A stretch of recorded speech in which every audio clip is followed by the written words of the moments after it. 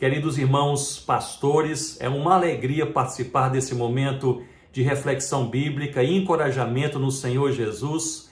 E mesmo à distância, a minha oração é que sejamos animados a crer, amar, seguir e servir o Senhor Jesus com tudo que somos, com tudo que temos, com tudo que fazemos para a glória de Deus. Como pastores, não é incomum nos envolvermos com as demandas e necessidades das ovelhas, orientando o povo de Deus sobre o que Deus está fazendo em suas vidas e, ao mesmo tempo, perdermos de vista uma perspectiva mais pessoal e íntima, o que Deus está fazendo em nossas vidas. Eu entendo que o plano de Deus em cada coração se dá por meio de um longo processo, centrado em Cristo Jesus, que trabalha na redenção de nossa história, de nossa identidade e de nossa missão. E a palavra usa diversas imagens para representar, para explicar o que Deus faz em nós e o processo que Ele usa para nos transformar. E uma dessas imagens é a imagem do vaso nas mãos do oleiro. É uma imagem belíssima, belíssima. Bem, eu sempre me interessei pela olaria, pois a dinâmica de ver o barro em estado natural sendo transformado em algo tão belo como o vaso sempre me fascinou. E na roda do oleiro há alguns elementos que não podem faltar. Um deles é o barro, retirado de barreiros, limpo e posto sobre aquela roda. O outro é a água, que derramada na quantidade certa e no momento certo, amolece o barro o suficiente para que ele seja transformado em um vaso. E o terceiro é o próprio oleiro, mais precisamente as suas mãos, que seguram, amassam, constroem, modelam o barro, transformando o barro em algo mais. Em Jeremias capítulo 18, nós lemos que Deus, ele revela ao profeta o seu desejo de trabalhar na vida do povo a partir dessa figura. O profeta ouve do Senhor, logo no verso 6, como barro nas mãos do oleiro, assim sois vós em minhas mãos, ó casa de Israel. Que linda cena! Deus ocupado conosco.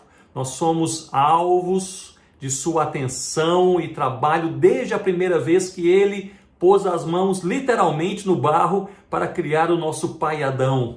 Nós estamos nas mãos do oleiro. Eu creio que esta convicção de que Deus controla a nossa vida e a nossa história, incluindo famílias e ministérios, deve gerar em nossos corações dois efeitos fundamentais. O primeiro é o descanso, pois à medida que eu sinceramente creio que o Deus eterno, verdadeiro e único Senhor tem a minha vida em suas mãos, então eu posso conversar com a minha alma dizendo: descanso, ó minha alma, no Senhor, pois eu estou nas mãos do oleiro, Ele cuida de mim. Eu não sei como está a sua vida ou se há forças de ansiedade tentando entrar e dominar o seu coração, mas eu quero encorajá-lo a relembrar e crer que você é barro nas mãos do oleiro, você está nas mãos do Eterno, descanse a sua alma no Senhor. Se o primeiro efeito fundamental é o descanso, o segundo, eu creio que é a expectativa. Expectativa, pois, se sem Deus nada acontece, isso é verdade, se Deus não agir, não se manifestar, nada acontece. Por outro lado, com Deus, qualquer coisa pode acontecer. Não há coração tão duro que Ele não possa quebrar, não há filho tão distante que Ele não possa resgatar, não há igreja tão morta que Ele não possa reavivar. A fé no oleiro nos leva a ter o coração leve, cheio de expectativa e esperança. Mas a figura que nós encontramos aqui nesse texto é mais complexa, pois mesmo estando nas mãos do oleiro, o vaso quebrou-se. No verso 4 nós lemos: como o vaso que o oleiro fazia de barro se lhe estragou na mão, tornou a fazer dele um outro vaso, segundo bem lhe pareceu.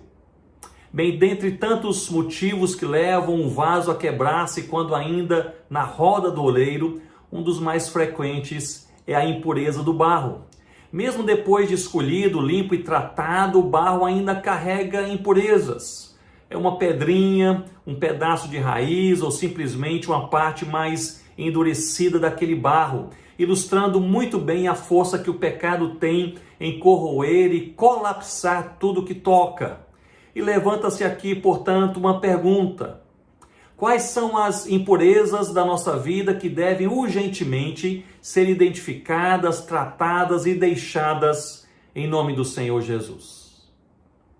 Lembre-se que você está nas mãos do oleiro para ser protegido, abençoado, cuidado, mas também para ser tratado, disciplinado e purificado. E ao fim ele nos fará, ou fará de nós vasos de honra para a sua glória. Nós estamos nas mãos do Eterno. Mas o texto traz uma frase fantástica, definidora de nossas vidas, que eu gostaria de deixar de forma especial para vocês nessa reflexão. Diz que após o vaso quebrar-se nas mãos do oleiro, o oleiro decide refazê-lo, e nós lemos aqui no final do verso 4, segundo bem lhe pareceu. Eu amo essa sentença, segundo bem lhe pareceu. Eu creio que essa frase deve apontar para a gratidão, o quebrantamento e a obediência. Gratidão, pois, é o imperativo da graça de Deus que nos molda, não desiste de nós e insiste em nos tornar um vaso de honra. Estamos em boas mãos, louvado seja Deus, pois nada pode nos retirar de suas mãos. Gratidão, mas também quebrantamento, pois revela que Deus tem um plano, um desejo claro e definido para cada um de seus filhos. Isso frequentemente envolve processos difíceis, experiências dolorosas, mas também abundante graça e completa restauração. Estar nas mãos de Deus é um chamado contínuo ao quebrantamento e, sem dúvida, também obediência, pois não é segundo me pareceu, mas segundo lhe pareceu. É a vontade do Senhor, não a nossa. É o tempo do Senhor, não o nosso. É o plano do oleiro, não do barro. Por fim, nós encontramos no versículo 6, um belíssimo convite. E esse convite diz assim: não poderei eu fazer de vós como fez este oleiro, ó casa de Israel? Diz o Senhor: como o barro na mão do oleiro, assim sois vós na minha mão, ó casa de Israel. Deus afirma que poderá fazer com seus filhos como o oleiro fez com o vaso que se quebrou, reconstruí-lo. É um convite à fé, é um convite para que o barro creia no oleiro. Meus irmãos, não somos chamados para trabalhar o barro, para escolher seu formato e nem mesmo para purificá-lo. Nós somos chamados a crer. E é nessa jornada de fé que, mesmo sendo amassados ou até mesmo pisados, nós podemos olhar para o Altíssimo dizendo: louvado seja o teu nome, porque não desistiu de mim.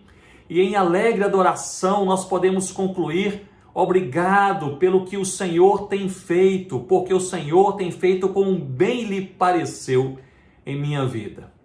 Eu entendo que essas verdades bíblicas tão claras devem nos lançar alguns desafios também como pastores e líderes. E eu gostaria de deixar com vocês, se me permitem, quatro conselhos.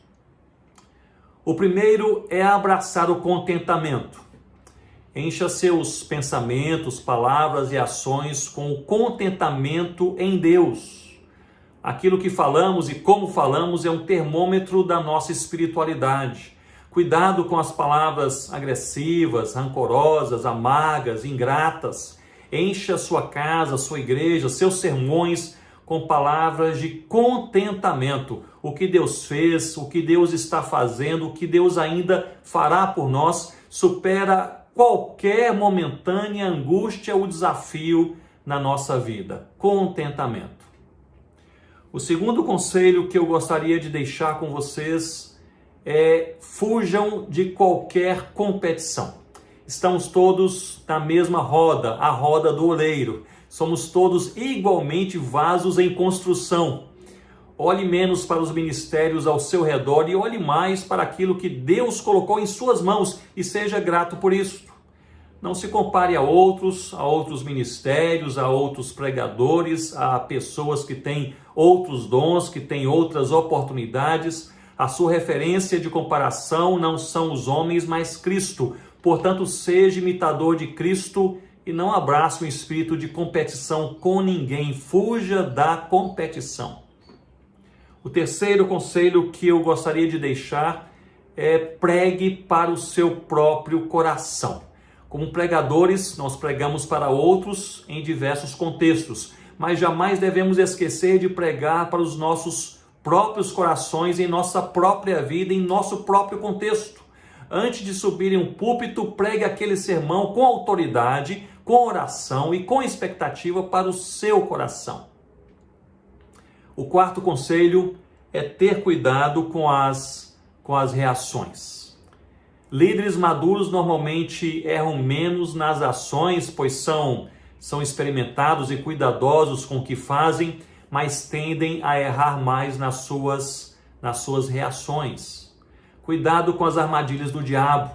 Não reaja rapidamente, não se defenda, não retribua o mal com o mal, não critique, não acuse. Cuidado com as redes sociais e os grupos, especialmente quando provocado. Fale menos e ore mais. Dependa de Cristo. Descanse em Cristo e coloque suas reações, especialmente quando incomodado, criticado ou provocado, perante Cristo. Que Deus nos abençoe e faça em nossas vidas segundo o bem lhe pareceu, para a sua glória e para a nossa paz, em nome do Senhor Jesus. Um abraço, meus irmãos.